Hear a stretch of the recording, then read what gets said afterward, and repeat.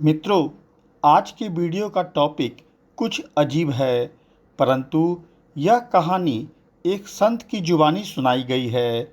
आप भी इसे गौर से पूरा सुनें और जानकारी पसंद आए तो मेरे चैनल को लाइक, सब्सक्राइब और शेयर अवश्य कर दें। मित्रों, सनातन धर्म में पितृ का काफ़ी महत्व होता है। मृत्यु पश्चात हमारे पूर्वज ही पितृ बन जाते हैं। वास्तव में ये प्रेत होते हैं, परंतु अगर आपके घर के हैं तो पितृ कहलाते हैं और दूसरे घर के मरे हुए लोग प्रेत कहलाते हैं। हमारे यहाँ पितृ का स्थान सबसे ऊपर होता है, तब कुल देवता और कुल देवी का, फिर अन्य देवताओं का होता है। कहते हैं देवता नाराज हो जाएंगे तो मान जाते हैं, परंतु पितृ नाराज हो जाएंगे तो उन्हें मनाना काफ़ी कठिन होता है। अगर वह प्रसन्न हैं तो आपका जीवन धन दौलत खुशियों से भरा रहता है, लेकिन अगर नाराज हो गए तो आपको पानी पानी को तरसा देंगे। आइए अब बिना देर किए एक कहानी को सुनते हैं। एक गांव में काफ़ी संपन्न एक परिवार रहा करता था। उस परिवार का मुखिया सूरजदेव के पास किसी चीज़ की कमी नहीं थी, परंतु अचानक उसके परिवार पर भयानक विपत्ति टूटी। उसके घर में लोग लाइलाज बीमारी के शिकार होने लगे, जिसके इलाज में उसकी ज़मीन बिकने लगी। पैसों की कमी होते उसके 3 पुत्रों में आपस में झगड़े होने लगे। धीरे धीरे नौबत यहाँ तक आ गई कि सभी बेटे घर छोड़कर चले गए। अब उस घर में सिर्फ सूरजदेव और उसकी बीमार पत्नी बच गई थी। यह सब देखकर सूरजदेव पूरी तरह टूट गए। पत्नी के इलाज में इतने पैसे लग रहे थे कि उसे समझ में नहीं आ रहा था कि पैसे कहाँ से लाए। इस प्रकार इलाज का पैसा न होने के कारण सूरजदेव के पिता की मृत्यु भी हो गई। उसके कुछ दिनों के पश्चात उनके माताजी की भी मृत्यु हो गई। सूरजदेव के पास संपत्ति के रूप में सिर्फ एक घर बच गया था। उसे भी उसने पत्नी के इलाज के लिए बेच दिया। मतलब 3 से 4 वर्षों में एक सुखी संपन्न परिवार पूरी तरह बर्बाद हो गया। परंतु इतना होने के बाद भी वह अपनी पत्नी को बचा नहीं पाया और एक दिन उसकी भी मृत्यु हो गई। अब सूरजदेव पूरी तरह टूट चुका था।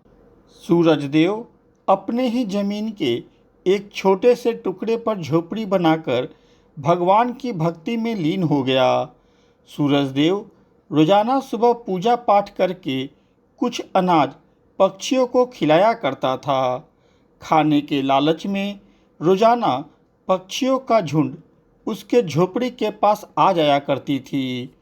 सूरजदेव शुरू में तो नहीं, परंतु बाद में ध्यान दिया कि भोजन करने बहुत पक्षी आते हैं और सभी उत्सुकता से अनाज खाते हैं, परंतु एक कौवा आता है जो चावल का दाना कभी नहीं खाता।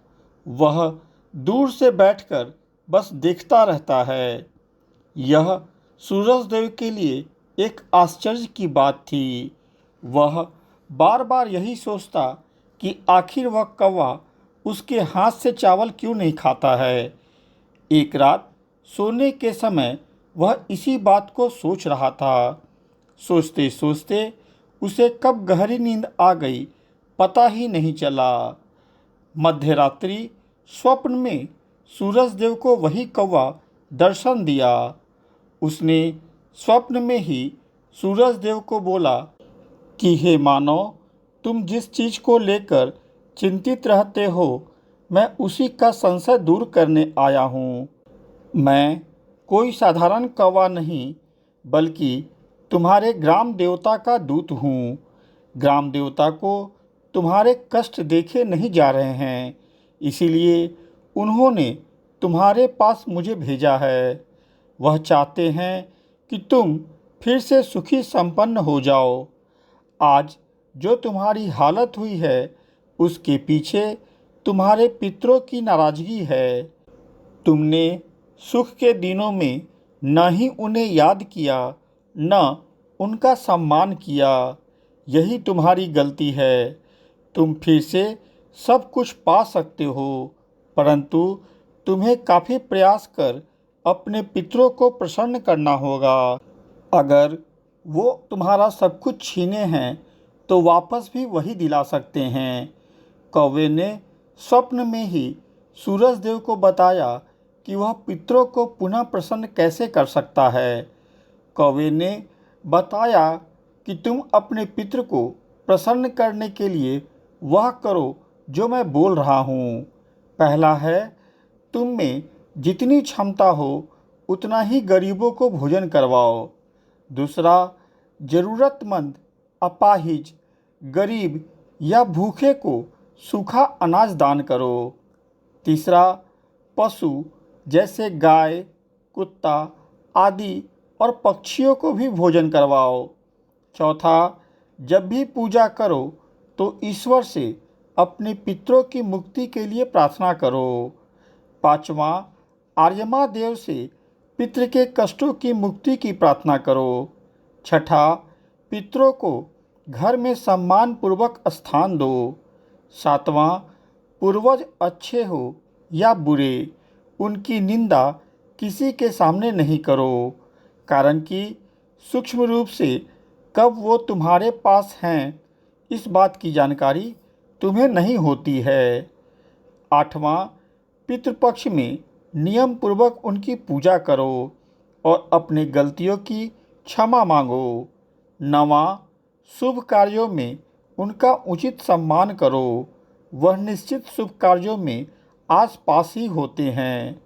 10वां, रोजाना सूर्य देव को जल अर्पित कर सूर्य देव से विनती करो कि यह जल मेरे पितरों तक पहुंचा दे।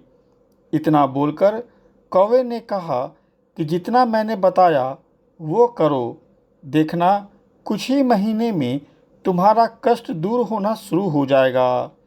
इतना कहकर कौवा ओझल हो गया। यह सुनकर सूर्यदेव हड़बड़ा कर उठ गया और देखा कि सुबह हो रही है। अगले दिन सूर्यदेव जब पक्षियों को दाना देने गया तो देखा सब पक्षी आए हैं, परंतु वह कौवा नहीं आया था। सूर्यदेव कौवे के कथा अनुसार अपना कार्य करना शुरू कर दिया। कुछ ही महीने में उसके जीवन में सुधार आने लगा। धीरे धीरे उसके सारे पुत्र घर वापस आने लगे।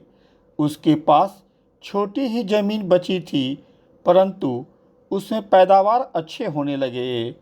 अब पैसा भी आने लगा। उसके तीनों पुत्र साथ रहकर पिता के काम में हाथ बटाने लगे। साल बीतते बीतते सूरजदेव काफ़ी अच्छी हालात में पहुंच चुका था। मित्रों, यह बात बिल्कुल सही है कि अगर आपके पितृ प्रसन्न हैं, फिर आपके जीवन में न कभी कोई बाधा आ सकती है, न ही सुख संपन्नता की कमी आ सकती है। वह आपकी रक्षा भी एक अभिवाहक के रूप में करते हैं। मित्रों, मेरे द्वारा कहा गया यह प्रसंग आपको सही लगा हो तो कृपया मेरे चैनल को लाइक, सब्सक्राइब और शेयर अवश्य कर दे। साथ में बेल बटन भी दबा दे ताकि अगली वीडियो आते ही आपको सूचना मिल जाए। धन्यवाद।